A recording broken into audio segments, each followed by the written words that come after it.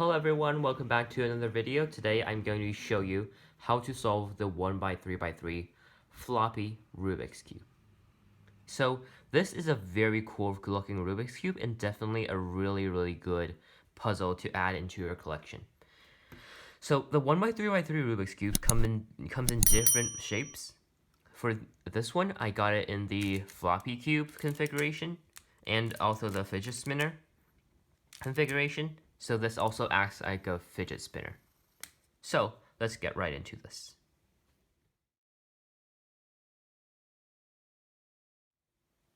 First, you need to know how the cube turns. You can do either 180-degree turns, like this, or 90-degree turns, so halfway like this. This is sort of similar to the original Rubik's Cube, as if you can turn 90 degrees, it doesn't require you to turn 180 degrees to do another move. If you turn 90 degrees, you still can turn this piece like that. It doesn't affect this piece. So for example, I can do something like this, and then I can turn this layer, making it a really weird shape. So how do we solve this? Pretty intuitive. We want to pair these two up, like an F2L. Like an F2L pair. And then we can just restore that into its correct slot. And then we can just restore that. So how do we scramble this cube?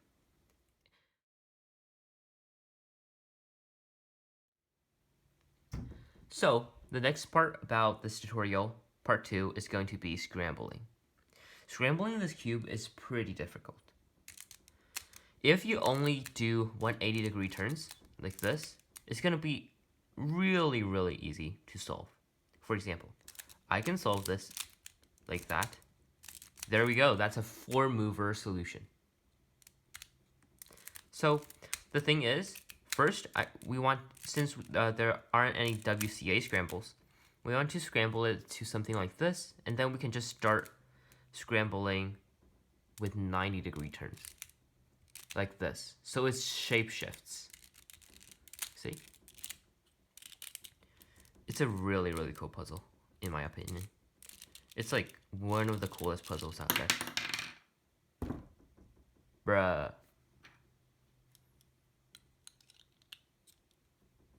Alright, so this is what like a scrambled 1x3x3 looks like.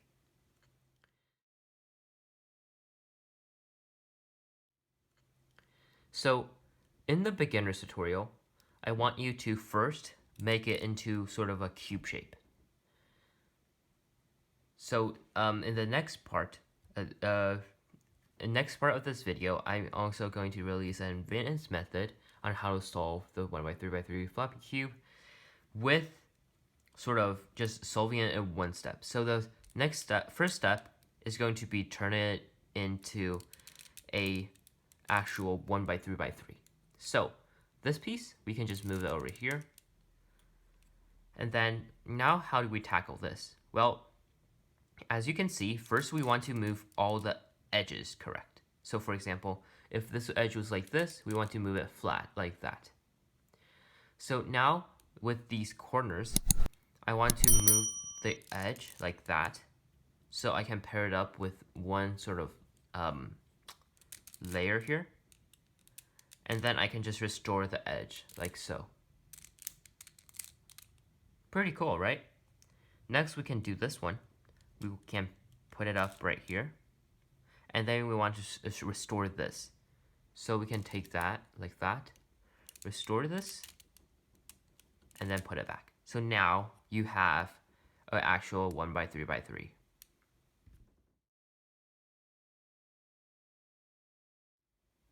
So now the next step is going to be how to orientate and put all of the corners and edges together. Let me show you a couple cases. For example, if you have a case like this, where all of the corners are correct, and only the edges are flipped, then you can just do something like this, and then you can fix this edge. And then when you put it back, it's going to be perfectly. For this one, you can do something like this, And for the last one, same thing, like that. There you go. You have your floppy cube solved. And if you have any weird sort of configuration, for example, this case I have right here,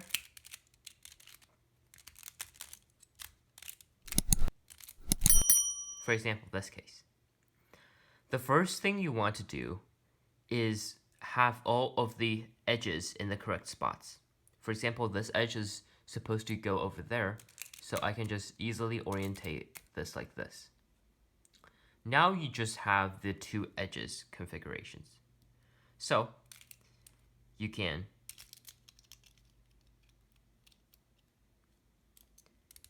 switch the edge around, put that back, and then switch the edge around, and then put that back. There you go. Now, what if you have a case where not all of the corners are correct? For example, a case like this. Now, you want to bring one of the corners up. And it should be one of these two layers, because if you bring that up, you will move both of the corners. See? So, two solutions here. You can bring this up and then switch that around to pair that with like this one, and then bring that around and then pair that and then restore this part. And also another cool way to solve that case is just by really easily flipping this sort of layer over like this. Now you just have the sort of edge flipped, so you can turn 90 degrees, flip that, turn it back. Lastly, what if you have something really, really complex? Like, here, I'm gonna show you a really complex situation.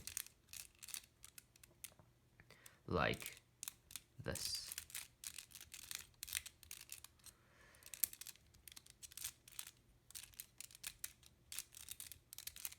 This looks really, really complex, huh?